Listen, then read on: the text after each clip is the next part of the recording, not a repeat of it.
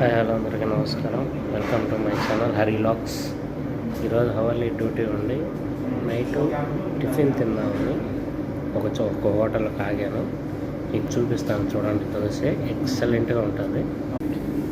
అబ్బాబ్బాబ్బాబ్బా చూడండి, కారం దోశ విత్ పల్లీ చట్నీ. ఎట్లా ఉంటుందంటే టేస్ట్ అదిరిపోతుంది.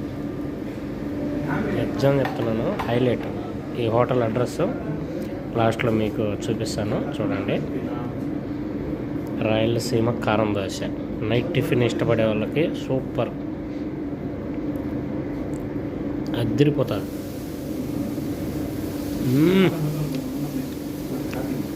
సూపర్ అండి.